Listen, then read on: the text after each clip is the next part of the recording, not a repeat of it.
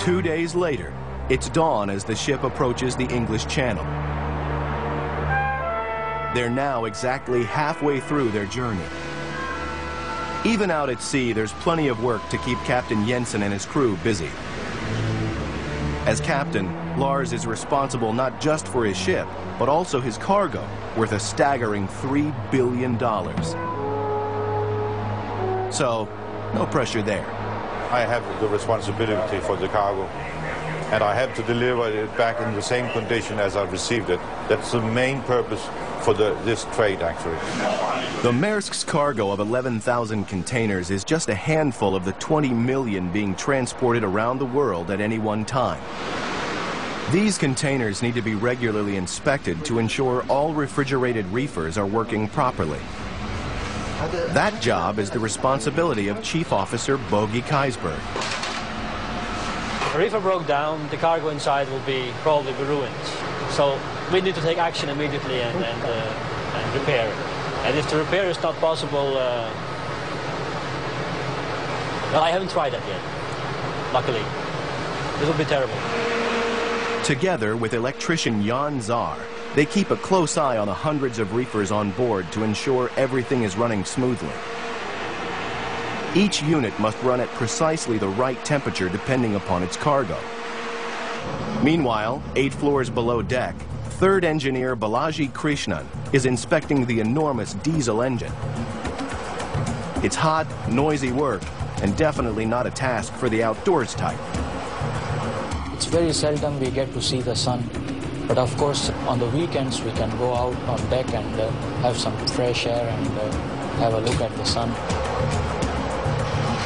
The massive engine drives a 500-foot-long propeller shaft, the longest ever built. It's Balaji's job to ensure every part of this massive propulsion system keeps working properly. Especially important since there are no repair shops in the middle of the ocean should they break down. Fortunately, once the crew's shifts are over, there's time to relax, and Balaji has emerged from the engine room to challenge Bogi to a game of table tennis. Later, they can unwind in the onboard library or TV room, or even take a jog around the deck.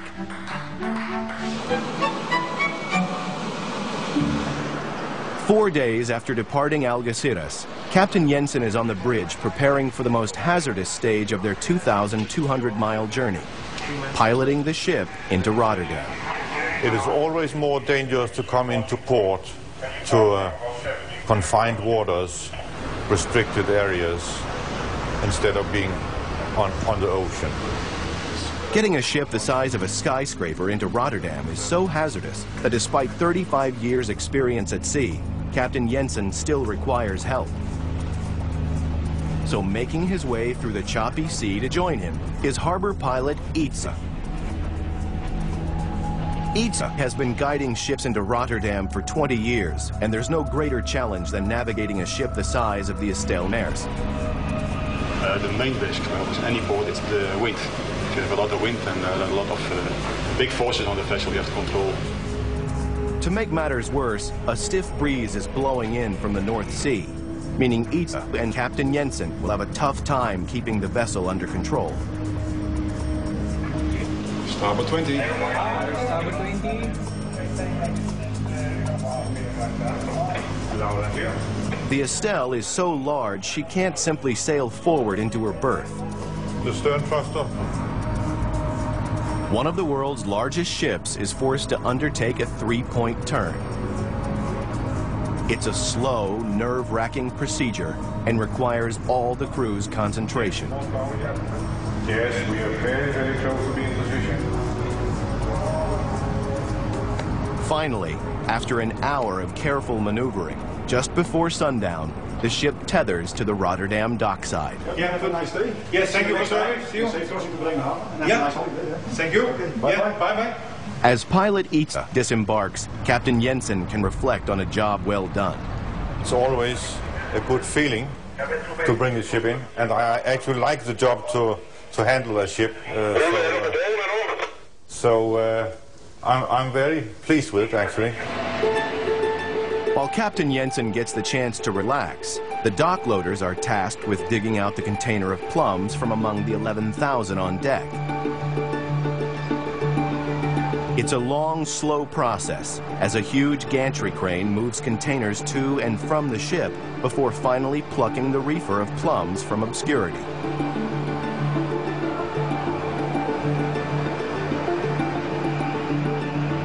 Then a bizarre spider-like mobile crane moves in to transport the container from the dockside.